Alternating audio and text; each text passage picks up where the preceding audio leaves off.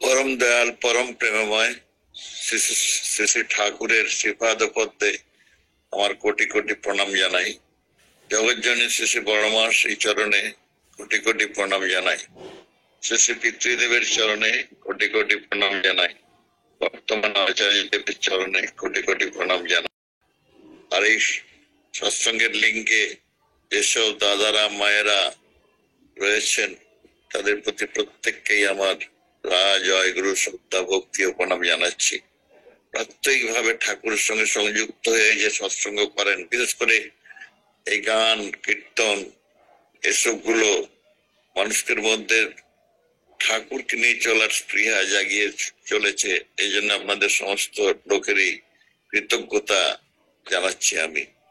শ্রী ঠাকুর এক বিস্ময়, জগতে যুগে যুগে অবতার পুরুষরা এসেছেন, সেই যুগের নিয়মে যুগের কতগুলো সমস্যা তৈরি হয়, যুগের সমস্যা তৈরি হয় মানুষের চলার পথে, ভ্রান্তির পথে চলতে চলতে আমরা যখন এলোমেলো চলতে আরম্ভ করি এবং পৃথিবীকে ধ্বংসের পথে নিয়ে চলে যাওয়ার চেষ্টা করি, হয়ে যায় অটোমেটিক্যালি আমাদের বৃত্তি মুখর চলনের জন্য, তখন তিনি এসে ঠিক পথটা ধরিয়ে দেন।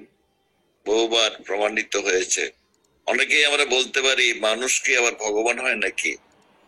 ভগবান কি মনুষ্য শরীর রূপে আসতে পারেন নাকি? এটা অনেকেই সন্ধিহান প্রকাশ করেন।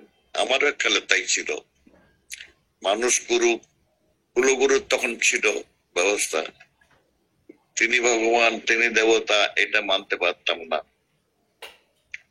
পরবর্তীকালে আমি যখন বুঝলাম যে ঈশ্বরের পথে চলতে গেলেই একজন শিক্ষক দরকার আছে, একজন তার উপদেশে চলতে, একজনকে মেনে চলার দরকার হয়, লাগবেই, এছাড়া ঈশ্বরের পথে চলা যাবে না। আমরা যোগাবেগ নিয়েই জন্মাই, যাকে সুরত বলে। যোগাবেগ যদি আমাদের না থাকতো তাহলে আমরা জন্মাতাম না। এই কথাটার মানে হলো এই যে আমরা যে পৃথিবীতে এসেছি তা একটা নির্দিষ্ট উদ্দেশ্য নিয়ে, এমনি এমনি এসে যায়নি। সেই নির্দিষ্ট উদ্দেশ্যটা হচ্ছে যার থেকে আমরা সৃষ্টি হয়েছি, সেই সৃষ্টিকর্তার সঙ্গে আমরা মিলিয়ে যেতে চাই, তার সঙ্গে আমরা যুক্ত হতে চাই। এই যুক্ত হওয়াটাকেই যোগাবেগ বলে, যুক্ত হওয়ার আবেগটাকেই যোগাবেগ বলে। আর আমাদের যদি আমরা তো অপূর্ণ, অপূর্ণ বলেই পূর্ণতা প্রাপ্তির একটা স্পেস দরকার আছে, যে কর্মের মধ্য দিয়ে পূর্ণতা প্রাপ্তির পথে আমাদের এগিয়ে যেতে হবে। যতদিন না তা সম্পূর্ণ হবে ততদিন পর্যন্ত আমরা এই জন্ম মৃত্যুর ফাঁদে পড়ে থাকব। এই জন্ম মৃত্যুর ফাঁদের থেকে মুক্ত হওয়ার জন্য তিনি আমাদের পৃথিবীতে এনেছেন। আমরা কি তার মানে আমাদের একটা বিগত জন্ম ছিল এবং আমরা চলে যাওয়ার পরও আমাদের এই চেতনাটার মধ্য দিয়ে আবার একটা জন্ম পেতে পারি? ঠাকুরের কথা বলেছেন আমরা জন্মান্তর বাদে বিশ্বাস করি। তাহলে আমরা এই যোগাবেগটা আমাদের আচ্ছাদিত হয়ে যায় কেন? কেন এই যোগাপথের পথে চরম ভাবে এগোতে পারি না কেন? এর ব্যাখ্যাটা হলো আমাদের এই পৃথিবীর সৌন্দর্য, রূপ, পার্থিব জগতের সম্পদ, লোভ, প্রবৃত্তি, এইসবগুলো আমাদেরকে আগলে রাখে। মায়ার সৃষ্টি করে রেখেছেন তিনি, আমাদের আগলে রাখে। আমি যখন প্রথম দেওঘরে গেলাম, আমি দীক্ষা নিয়েছিলাম আকস্মিক ভাবেই, আমাকে কাউকে যাজন করতে হয়নি। আমি গুরু খুঁজে বেড়াচ্ছিলাম। আমি বুঝেছিলাম গীতা পড়ে বা আরো আরো অন্যান্য ধর্ম পুস্তক পড়ে বা আরো মহাজীবনের কথা পড়ে 5টি বছর ধরে ঘুরেছিলাম। তারপরে আমার আকস্মিক ভাবে আমি তো দীক্ষা নিতে চাই, কিন্তু কোথায় দীক্ষা নেব? আমি তো ঠকে যেতে পারি, তারপর তার পালাতে পারবো না, সেই গুরুকে তো ছাড়তে পারবো না। তাহলে আমি কোথায় গুরু পাবো? এভাবেই আমি আকস্মিক ভাবেই তার চরণে আশ্রয় পাই। কিন্তু দুঃখের ব্যাপার হলো এই যে আমার ঋত্বিক যিনি যিনি আমাকে বলেছিলেন, তাকে আমি বলেছিলাম যে আমি যা চাই তা কি এই আপনার ঠাকুরের দীক্ষা নিলে পাবো? অতি অবশ্যই পাবেন। তো ঠাকুর তো আজ নেই, তাহলে গুরু হবেন কে? কাকে আমি কার কাছে আমি দীক্ষা নেব? তিনি বলেছিলেন গুরুর নেই, কিন্তু গুরুর প্রতিভা বড়দা আছেন। তখন ঠাকুর চলে গেছে। বড়দার কাছে তাহলে দীক্ষা নেব, তাহলে আপনার এখানে কি করে দীক্ষা দিতে চাইছেন? বলে না, ঠাকুর নিয়ম করেছেন ঋত্বিকের মাধ্যমে দীক্ষা দেওয়ার, সেটা ঠাকুরেরই দীক্ষা দেওয়া হয়, ঠাকুরই আমাদের গুরু। আমরা তাহলে আমি যা চাই দীক্ষা নিয়ে আমার যা বাসনা তাকে আমার পূরণ হবে? বলে নিশ্চয়ই হবে। আমি যদি না হয়, বলে যদির কোনো স্থান নেই। কতদিন পরে হবে? আপনি করে ঠিক মতো করলে একদিনেই হতে পারে। ওই রকম কথা, আমি তো পুলিশের চাকরি করতাম, প্রযুক্তিবাদী করেছেন, ওই রকম কথা বললে কি করে হবে? আপনি একটা টাইম ফ্রেম বেঁধে দেন, কোনো কিছুতেই টাইম ফ্রেম বাঁধবেন না। আমি বললাম তাহলে ঠিক আছে, আমি বলে দিচ্ছি আমি 6 মাস এই দীক্ষা নেব, তারপরে যদি আমি না পাই আমি ছেড়ে দেব, এই তাতে আমার যেন অপরাধ না হয়, সেই শর্তে আমি দীক্ষা নিতে পারি। পরে বুঝেছিলাম শর্ত নিয়ে কখনো গুরুর সঙ্গে ছেলে খেলা করতে নেই, সে বহু পরে বুঝেছিলাম। যাই হোক, 6 মাস যখন আমি ভালো লাগছিল না আমার দীক্ষা নিয়ে, বললাম আপনি ঠিক ঠিক করবেন তাহলে পাবেন। আমি ঠিক ঠিকই করছিলাম, নাম করা, নিজে হাতে স্মৃতি পাঠানো, আমার চাকরি স্থলে অনেক অসুবিধার সৃষ্টি হওয়াতেও আমি করে যাইছিলাম, কিন্তু ভেতরে যেন শান্ত হতে পারছিলাম না। তো উনি তখন আমাকে নিয়ে গেলেন দেওঘরে শ্রী বড়দার কাছে। তার চরণের তলে, তিনি তার বড় নাটমণ্ডপে বসতেন। তার কাছে পৌঁছেই আমার মনে হলো যে তার একটা অপূর্ব শক্তি আমার মধ্যে যেন এসে বসছে। আমার যে চাঞ্চল্য, যে ঘুরে বেড়াচ্ছিলাম আমি পাগলের মতো সে পরমকে পাওয়ার জন্য, তাকে দেখেই আমার মনে হলো যে একটা আমার ভেতরে পবিত্রতা ঢুকছে। আমার কোনো অভাব নেই, আমার কোনো দুঃখ নেই, ব্যথা নেই, বেদনা নেই। কেন হলো আমি জানি না, এতটা মনের বিরোধিতা ছিল, অথচ তাকে দর্শন মাত্র আমার সমস্ত সমাধান হয়ে গেল। এটা যেন একটা ম্যাজিক মনে হলো। যাই হোক, তারপরে দাদা তখন বসতেন, শ্রী দাদা চায়ের দোকানে, উপবনের চায়ের দোকানে, উপবন্ধান। তো ওখানে নিয়ে গেলেন আমাকে। দাদা ওখানে বসে আছেন বেঞ্চের উপরে। তো দাদা বলছেন, আমার সঙ্গে পরিচয় করিয়ে দিলেন। তখন দাদা বললেন আসুন দাদা বসুন। আমি তার পায়ের কাছে বসলাম। তিনি বেঞ্চিতে বসেছিলেন হেলা দিয়ে, যেমন করে ঠাকুর মাথাটাকে হাত দিয়ে এক পাশে শুতেন সেই রকম ভাবে দাদা শুয়েছিলেন, উঠে বসলেন। আমাকে জিজ্ঞাসা করলেন কি করেন না করেন এসব। আমি তোমার দাদাকে সরাসরি একটা প্রশ্ন করলাম, দাদা মানুষের মধ্যে তো বৃত্তি, আমাদের তো কাম, ক্রোধ, লোভ, মোহ, আশ্চর্য এসব রয়েছে, এইগুলো থেকে কি আমাদের তো অপবিত্র সৃষ্টি, অপবিত্রতা সৃষ্টি হয়। আমি পরিশুদ্ধ মনে হয় না আমাকে। তা আমি যদি পরিশুদ্ধ না হই, পবিত্র না হই, তাহলে কি ঠাকুরকে পেতে পারবো, ঈশ্বরকে পেতে পারবো? যে প্রশ্নটা আমার মনে প্রথম জেগেছিল, দাদাকে জিজ্ঞাসা করেছিলাম। দাদা বললেন আপনি রিপুর কথা বলছেন? বলে হ্যাঁ, সরো রিপুর কথা বলছে। এসব রিপু দিয়ে তো আমরা আচ্ছাদিত আছি, কাম, ক্রোধ, লোভ, মোহ, আশ্চর্য রয়েছে।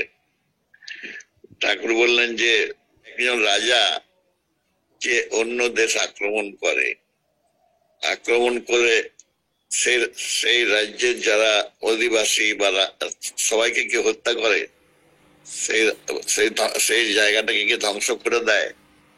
না না, তাহলে কি করে? মানে সংগ্রাম করে কি করে? আমরা ইয়ে করে, জয় করে, মানে হচ্ছে সেটার অধিকার করে নেয়।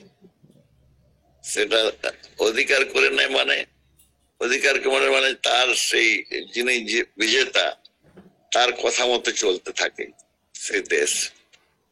আপনি ওই রিপু জয়ের কথা যে বললেন, ওইগুলিকে যদি জয় করেন সেগুলি তো ধ্বংস হবে না, তাহলে ওগুলি তো থাকবে, আপনার অধিকারে থাকবে, আপনার কথা মতো চলবে তারা। কথাটা তিনি এমন সুন্দর করে বুঝিয়ে বলেছিলেন, আমার তখন একটা মনে হয়েছিল সত্যিই তো। দাদা বললেন, শুনুন, ঈশ্বর আমাদের যা দিয়েছেন, আমাদের শরীরে মনে যা কিছুই ভাবে আমাকে সৃষ্টি করেছেন, প্রতিটি জিনিসে তিনি প্রয়োজন বোধেই দিয়েছেন। আমাদের যদি ওগুলি না লাগতো তিনি আমাদের মধ্যে দিতেন না। তাহলে এই জয় করার পদ্ধতিটা কি হচ্ছে, কিভাবে এই রিপুগুলোকে জয় করা যাবে? তিনি বললেন, একমাত্র ঠাকুরের কাজে এগুলোকে ব্যবহার করা, মোড়টাকে ফিরিয়ে দেওয়া, নিজে আসক্ত না হয়ে ঠাকুরের কাজে ব্যবহার করলে। আচ্ছা ভাবুন তো, একটা মানুষের কোনো ক্রোধ নেই, তাকে আপনি মানুষ বলবেন না পাথর বলবেন? পাথরের ক্রোধ নেই, চুপচাপ সে আছে, তাকে মানুষ বলবেন? কাম নেই, সৃষ্টি হবে? তাই কাম, লোভ, লোভ আমার ঠাকুরকে প্রতিষ্ঠা করার লোভ থাকবে।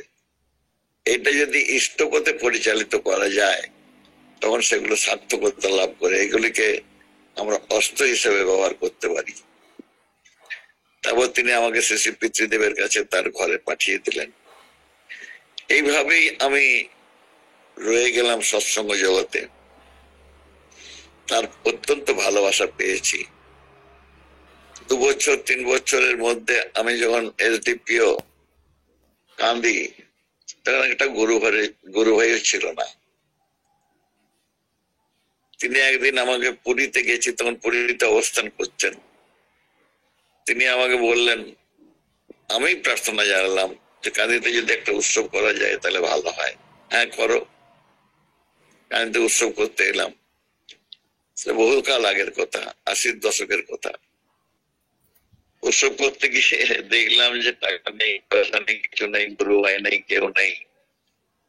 একজন গুরু ভাইয়ের পরামর্শে আবেগ থেকে তার কাছে প্রার্থনা জানিয়ে আশীর্বাদ নিয়ে এসেছি।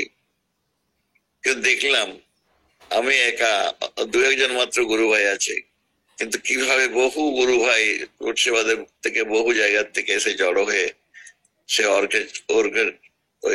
যেদিন উৎসব সেই দিনেই তিনি যোগান দিলেন। মানুষ এসে গেল এবং অত্যন্ত সাকসেসফুল উৎসব হলো।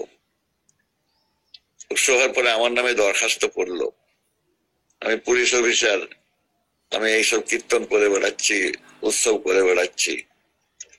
আমার এসপি ছিলেন একজন নন বেঙ্গলি আইপিএস অফিসার, তিনি আমাকে ডেকে পাঠালেন, ডিএম ডেকে পাঠালেন, যে তোমার নামে দরখাস্ত পড়েছে, তুমি এইসব করেছো, উৎসব করেছো, মাইক ভাড়া করেছো, জেনারেটর ভাড়া করেছো। তখন আমার সবেমাত্র একটা জ্ঞানও হয়নি ভালো করে সৎসঙ্গ জগৎ সম্পর্কে। তা আমি বললাম যে হ্যাঁ করেছি, কিন্তু আমি তো কোনো কারোর কাছে টাকা পয়সা নিইনি বা কোনো অপরাধ করেনি। না, তা করনি, কিন্তু তুমি সরকারি কাজে, এটা হচ্ছে সিপিএম এর সরকার, মার্ক্সবাদীদের সরকার, ধর্ম বিরোধী তারা, তুমি এটা কি করতে পারো? আমি বললাম, ধর্ম, ঈশ্বরকে ডাকার সবাইকেরই অধিকার আছে না? বলে, তুমি ঘরের মধ্যে করো, তুমি মানুষের মধ্যে প্রচার করতে পারো কি? তুমি তো ইউনিফর্ম অফিসার, তুমি তো সৈনিক। এরকম করে আমি যখন তর্ক বিতর্ক করছেন, আমি তাদের একটা কথা বললাম, তখন আমি ঠাকুরকে এতটাই ভালোবেসে ফেলেছি, তাদেরকে বললাম যে শুনুন, আমি তো এই জীবনটা রক্ষা করার জন্য তো চাকরি করছি, এটা তোমার জীবিকা। তাহলে জীবন আর জীবিকা এই দুটোর মধ্যে যদি কখনো সংঘাত হয়, আমাকে একটা ত্যাগ করতেই হয়, কারণ সংঘাতটা এমন পর্যায়ে পড়েছে যে আমাকে একটা ত্যাগ করতেই হবে, তাহলে আমি জীবিকাটাকে ত্যাগ করব, জীবনটাকে রাখবো। ঠাকুর আমার জীবন, আপনাদের যা খুশি করুন। এই বলে আমি চলে এসেছিলাম কাঁদতে কাঁদতে। তারপর সারা রাত বসেছিলাম ঠাকুরের চরণ তলে। সে কি অপূর্ব অনুভূতি! একদিকে আমার সমস্ত কিছু দাঁড়িয়ে আছে, জীবনের মা, ভাই, বোন, স্ত্রী, আরেকদিকে আমি হারিয়ে যাচ্ছি যেন কোন জায়গায়। তিনি এমন একটা অনুভূতির মধ্যে আমাকে ফেললেন যে আমি আপনাদের সেই কালের সময়ের বর্ণনা দিতে পারবো না। আরো একটা সেইখানেই ঘটনা ঘটলো, জীবনের ঘটনাগুলো, এগুলো শুনতে ভালোবাসেন বলে আমি বলছি। ওখানে একটা ভরতপুর বলে থানা আছে, আপনারা জেনে থাকবেন, অনেক যারা অনেকে মুর্শিদাবাদের হয়তো শুনছেন কেউ। ভরতপুর বলে থানা আছে, ওখানে দিন খুনোখুনি হতো। গীতগ্রাম বলে একটা গ্রাম ছিল, ওই থানার থেকে প্রায় 15-20 কিলোমিটার দূরে। গ্রামের রাস্তা, গাড়ি যায় না, হেঁটে হেঁটে যেতে হয়।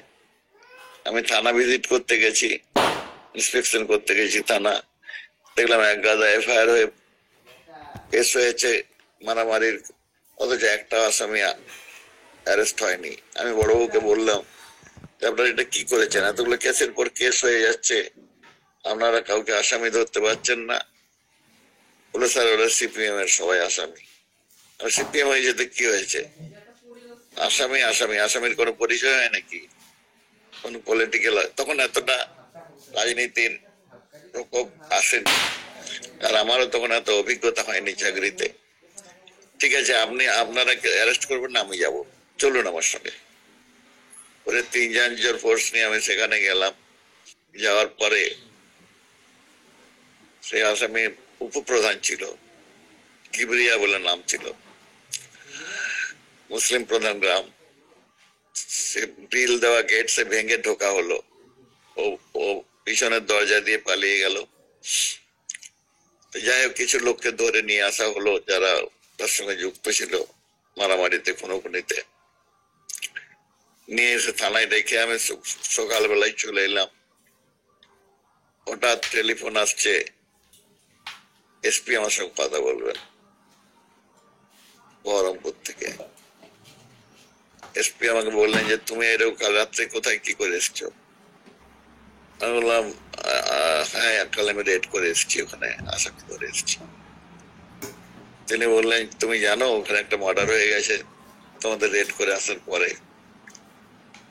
ওই যে উপপ্রধানের বাড়ি যারা রেড করেছিলে, যেখানে তোমরা জিনিসপত্র ভাঙচুর করে এসেছিলে, তারা মিছিল করছিল, সেই মিছিলের উপর কংগ্রেসের লোকেরা, তখন সবেমাত্র কংগ্রেস শেষ হয়ে সিপিএম এসছে, সেখানে মার্ডার হয়ে গেছে। সে কিবরিয়া তোমাদের রেড করার জন্য, এবং পার্টির সবাই যাচ্ছে ওই থানাতে, তুমিও এসো। আমিও যাচ্ছি। আমি পোশাক পরে গেলাম ওখানে গাড়ি নিয়ে। আমি ওরা পৌঁছানোর আগে আমি পৌঁছে গেছি। পৌঁছে যাওয়ার পরে ওরা এলো, সভাপতি নিপেন বাবু, জেলা সভাপতি সিপিএম এর, মন্ত্রী, আরো অনেকেই, গ্রামের লোক। সে থানা চত্বর ভর্তি হয়ে গেছে একদম। আমি বসে আছি, এসপি এসে বসলেন, এসপি আমার সঙ্গে কথা বলছেন না, গম্ভীর হয়ে আছেন। ওরা বললেন যে আমরাই কালকে জ্যোতিবাবুর সঙ্গে কথা বলে এলাম, মুখ্যমন্ত্রীর সঙ্গে রোটান্ডাতে, আর আমাদের লোকের উপরে কংগ্রেসের অত্যাচার আছে। হ্যাঁ, আমরা বহুদিন অত্যাচারিত হয়ে আজকে ক্ষমতায় এসেছি, আর এইসব নবীন এসডিপিওরা আমাদের লোককে খুন করাচ্ছে। সমস্ত দোষ আমার ঘাড়ে চাপিয়ে দিল। আমি অসহায়ের মতো ঠাকুরের নাম করে চলেছি, আর বাইরের থেকে বলছে এসডিপিও কে বাইরে বের করে দেন, আমরা এর ব্যবস্থা করে দিচ্ছি, আপনাদের কিছু বিচার করতে হবে না। বিচার সভা বসে গেল আমারও। যাই হোক, নিপেন বাবু কে বললাম আমি 2-4টা কথা বলতে পারবো। আপনি কি বলবেন? এসপি কিন্তু আমার হয়ে কোনো কথা বলছে না, আমার সপক্ষে কোনো কথা বলছে না। আমি বললাম দেখেন, একটা লোক যদি খুনের আসামিও হয়, তার সপক্ষে বলার জন্য একটা সুযোগ দেওয়া হয়, আমাকে সে সুযোগটুকু দেবেন না আপনাদের কাছে বলতে? হ্যাঁ বলুন। আমি তখন এফআইআর গুলো দেখালাম যে দেখুন 30টা কেস হয়েছে মারামারির এই গ্রামে, কোনো অ্যাকশন হয়নি, আসামি ধরা হয়নি। আমরা তাকে ধরতে গিয়েছিলাম, সে পালিয়ে গিয়েছিল। তারপর তার মিছিল করতে গিয়ে যে বোমাকে যে মারা গেছে, তার জন্য আমার একটা ভুল হয়েছে। আমার সে পুলিশের অভাব থাকার জন্য গ্রামে পুলিশ বসিয়ে আসা উচিত ছিল, সেটা আমি পারিনি। কারণ আমার ফোর্স ছিল না, ওই সারা রাত রেড করে ওদেরকে রেখে আসা যেত না, আমার থাকার জায়গাও ছিল না। তার জন্য আমার অপ্রতুলতা পুলিশের, আপনারা পুলিশের সংখ্যা বাড়ান। দীপেন বাবু কি বুঝলেন জানি না, তিনি আমার বললেন না এসডিপিও ঠিক করেছেন, অপরাধ হবে এটা আমরা সমর্থন করি না। বাইরে বেরিয়ে গিয়ে উনি সবাইকে বললেন তোমরা চলে যাও, তোমরা আমাকে ভুল বুঝিয়েছিলে, এসডিপিও ইয়াং এসডিপি আমাদের সম্পদ। একদম উল্টে গেল সমস্ত কিছু। তিনি প্রশংসায় পঞ্চমুখ হলেন যে এইরকম এসডিপিও চাই, অ্যাক্টিভ এসডিপিও, যে পুলিশের কাজে আমাদের প্রশাসনের ভাবমূর্তি স্বচ্ছতা আনবে। তাছাড়াও দেখালাম যে কিবরিয়া আগে ডাকাতি করতো, ওর অপরাধী ছিল, প্রধান উপপ্রধান হয়েছে ঠিকই, উনি কনভিন্স হলেন। এই কনভিন্সটাকে কে করলো আজও আমার মনে হয়, এই কনভিন্স তাকে কে করলো? এইরকম অনেক অদৃশ্য শক্তি আমার সারা জীবন ধরে আমি তার স্পর্শ পেয়েছি। তার ভালোবাসা, তার কোনো সীমা পরিসীমা নেই। তিনি প্রকৃত যে সংকটে পড়ে, যে দুঃখে পড়ে, ব্যথায় পড়ে, তিনি তাকে এসে রক্ষা করেন। আমার জীবন দিয়ে আমি প্রত্যক্ষ করেছি প্রতিটি ক্ষেত্রে। আমার চাকরি সূত্রের একটু কথা বললাম, এবারে সময় কম তো, আমি 22 পর্যন্ত আছে, আর 5 মিনিট আছে, 5 মিনিটে ঠাকুরের একটু কথা বলি। মিস সীমার বলে একজন, আচ্ছা ঠাকুরের ভালোবাসার কথা বলি, কি কোনটা বলতে কি বলবো। মিস সীমার জিজ্ঞাসা করছেন, ঠাকুর কথা প্রসঙ্গে বলছেন যে ইচ্ছা শক্তি দিয়ে সবকিছুই করা যায়, ইচ্ছা শক্তি কিভাবে মানুষের রোগ মুক্তি ঘটাতে পারে, এসব নিয়ে ঠাকুর আলোচনা করছেন। তখন মিস সীমার, যিনি হাউজার মেন্দার মার সঙ্গে এসে, হাউজার মেন্দার মাকে মা বলেই ডাকতেন ঠাকুর, এসেছেন হাউজার মেন্দারকে নিয়ে আসতে, তার ইয়াং ছেলেকে, ছোট ছেলেকে ঠাকুরের কাছে রেখে দিয়েছে, বাড়ি ফিরে যায়নি, রাগ নিয়ে এসেছিলেন তিনি ঠাকুরের উপরে। কিন্তু ঠাকুরের কথা শুনেছে এতটাই মুগ্ধ হয়ে গেল যে ঠাকুরের কাছে তিনি এসে বসে গল্প করতেন। তো তার সঙ্গে মিস সীমারও এসেছিলেন। মিস সীমা অত্যন্ত বিদুষী এবং পড়াশোনায় খুব বেশি ভালো। তিনি জিজ্ঞাসা করছেন তখন যে ইচ্ছা শক্তির উদয় হয় কিভাবে, কিভাবে ইচ্ছা শক্তিটা আসে, আর এর বৃদ্ধি করার পথটাই বা কি? ঠাকুর বললেন পথ বৃদ্ধি করার পথ, ইচ্ছা শক্তির উদয় বা বৃদ্ধি করার পথ হচ্ছে একমাত্র তাকে ভালোবাসা, ভালোবাসা, লাভ, অনলি লাভ। বলে কেমন জানেন তো লাভটা কিরকম জিনিস? আপনার বাড়ির মেয়ে, সে সকালবেলায় ঘুম থেকে ওঠে না, আপনি যা বলেন তা পড়াশোনা করে না, অলস হয়ে শুয়ে থাকে, তার একটা ভালো বিয়ে দিলেন, সে কখনো সকালবেলায় ওঠে না, 7টা 8টার আগে ওঠে না, ভোরবেলায় ওঠে না, তার একটা ভালো বিয়ে দিলেন। সে স্বামীকে এত ভালোবাসলো যে স্বামীর জল খাবার করতে হবে, তারপরে চা দিতে হবে, তাকে অফিসে পাঠাতে হবে, সে ভোরে উঠতে আরম্ভ করলো, আনন্দ মনে কাজ করতে লাগলো। কি করে হয় এটা? যা এতবার বলেও মা বাবা থেকে তাকে তোলাতে পারেনি, তার স্বামীর প্রতি ভালোবাসাই তাকে কিন্তু ভোরবেলায় উঠে দায়িত্ববোধের পরিপূর্ণ করে দিল। তাই ভালোবাসা যতটাই টান হবে, ততটাই আমরা কষ্ট সহিষ্ণু হতে পারবো, ততটাই আমাদের ইচ্ছা শক্তি প্রবল হবে। এই ভালোবাসার ব্যাপারটাই তার কাছে ছিল। হাউজারম্যানের টাকার প্রয়োজন ছিল, ঠাকুরের কাজগুলো দেখে হাউজারম্যান আমেরিকায় যাই, যদি ভিক্ষা করে কিছু টাকা নিয়ে আসতে পারি তাহলে ভালো হয়। তো অ্যান্টনি বলে ওর এক বন্ধু ছিল, অনেক খুঁজে আমেরিকা থেকে কাউকে ভিক্ষা দেয় না, মাত্র $30 জোগাড় করতে পেরেছিলেন 6 মাসে। তো অ্যান্টনি খুব বড় লোক, ওর বন্ধু লোক, খুব মদ খায় কিন্তু অ্যান্টনি, আর খুব চালাক, অনেক কোম্পানি আছে ওর। অ্যান্টনিকে নিয়ে বলে চলো তুমি ঠাকুরের কাছে চলো, ঠাকুরের কাছে চলো, দেওঘরে চলো, যাবো যাবো যাবো যাবো, কিন্তু আসে না। অনেক লেগে লেগে ফ্রান্সে চলে গেলেন অ্যান্টনি, ও ফ্রান্সে গেল, সেখান থেকে নিয়ে এলো। যাই হোক, সেটা দীর্ঘ কাহিনী। তো ঠাকুরের কাছে এসে অ্যান্টনি ঠাকুরের সঙ্গে কথা বলতে বলতে বলতে বলতে ঠাকুরের যে অনেক, তখন সবেমাত্র তখন এসছেন তো বাংলাদেশ থেকে সব ফেলে দিয়ে, তো তার এর কাছে 10 টাকা, ওর কাছে 5 টাকা, এরকম করে নিয়ে চলছে। অ্যান্টনি বুঝতে পারছেন যে এখানে অর্থের প্রয়োজন আছে। তো ঠাকুরের প্রেমে এমন পড়লেন তিনি যে তিনি দীক্ষা নিলেন। দীক্ষা নিয়ে যখন ফিরে যাচ্ছেন তখন ঠাকুরকে বললেন, ঠাকুর আমি আপনাকে কিছু অর্ঘ্য দিতে চাই, আপনি বলুন আমি কত দেবো, নাহলে আমি একটা ব্ল্যাঙ্ক চেক দিয়ে যাচ্ছি, আপনি যা খুশি অ্যামাউন্ট বসিয়ে নেবেন।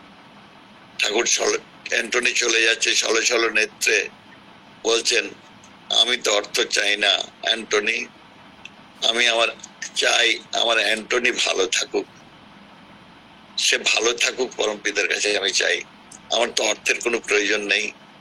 পরম পিতার কি অর্থের প্রয়োজন আছে? তার তিনি সৃষ্টিকর্তা। অ্যান্টনি কাঁদতে কাঁদতে চোখের জল ফেলে বলে, আমি আমেরিকার একটা বেস্ট জিনিস পাঠাবো ঠাকুরকে, হালদারমানকে বলেছিলেন। দেখ সে গল্প আলাদা। 22 হয়ে গেছে, 22 পর্যন্ত সময় দিয়েছেন আমাকে, আমি আপনাদের কাছে বিদায় নিচ্ছি। দাদা আপনার জীবনে একটা বড় অ্যাক্সিডেন্টের ঘটনাটা শুনতে পেলাম না দাদা। বিশাল কাহিনী, সেটা তো আমার নিজের ঠাকুরের কাছে প্রাপ্তির অনেক ব্যাপার বলবো ধীরে ধীরে। তো সময়টা হচ্ছে যে তাকে ভালোবাসলে, জিজ্ঞাসা করা হয়েছিল ঠাকুরকে, হালদার ম্যানদের মা জিজ্ঞেস করেছিলেন, আপনি তো বলছেন ভালোবাসলে, কিন্তু আমি ভালোবাসবো কেমন করে, ভালোবাসা যায় কি করে, তার শিক্ষাটা কি? ঠাকুর বললেন ভালোবাসাই ভালোবাসাকে শিখিয়ে দেয়, পথই আপনাকে পথ দেখাবে। পথে না নামলে তো পথে আপনি জানেন না কোন পথ দিয়ে যেতে হবে, কিন্তু পথে নেমে আপনি জিজ্ঞাসা করেন ওই জায়গায় যাব কি করে যাব, ওই পথটাই আপনাকে পথ দেখিয়ে দেবে। ভালোবাসলে সমস্ত সমস্যার সমাধান হয়ে যায়। আমাকে জিজ্ঞাসা করতে হবে আমি কি সত্যি সত্যি ঠাকুরকে ভালোবাসি? আমাকে নিজের সঙ্গে ঠকানো হয়, কপটতা হয়। তারা বলতেন এরা বোঝে না কাকে ঠকাচ্ছে, নিজেরা কিছু করে না, কাকে ঠকাচ্ছে। আচার্য শ্রী দাদা বলতেন এরা বুঝতে পারে না কাকে ঠকাচ্ছি আমরা। তাই নিজের সঙ্গে প্রথমেই তিনি বললেন না, বীর হতে হবে, সাহসী হতে হবে। সাহসী বা বীর না হলে, কপটতাহীন না হলে ধর্মরাজ্যে ঢোকার প্রবেশের কোনো অধিকারী নেই। তুমি জীবনকে যেমন ভাবে বলি দেবে তুমি তেমনি জীবন পাবে, সত্যানুসরণে বললেন। তুমি যদি প্রেমের জন্য জীবন বলিদান দাও তুমি প্রেমের জীবন পাবে। তোমার চক্ষু যত নির্মল হবে, মন যত নির্মল হবে, জগৎটা তোমার কাছে তত নির্মল হয়ে প্রতিভাত হবে। সত্যানুসরণের মধ্যে তিনি সমস্ত কিছু বলে দিয়ে গেছেন।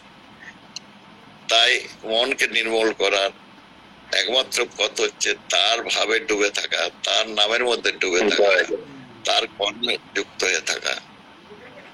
আমার জীবনে যেটা জানতে চাইছেন, আমার বই আছে, বই লিখেছি, আপনার বই দেওঘরে গৌরাঙ্গদের কাছে পেয়ে যাবেন। না থাকলে আমি আরো কিছু বই পৌঁছে দেবো, আপনারা তা পড়ে নেবেন। এই বলে আমি শেষ করছি, আপনাদের সময় পেরিয়ে অতিক্রান্ত হয়ে যাচ্ছে। জয় গুরু, আপনাদের আরো প্রোগ্রাম আছে। আমি ছোট করে বললাম আমার চাকরি জীবনের শুরুর সামান্য কথা, তারপর সবটা হয়েছিল খুব ভালো করে।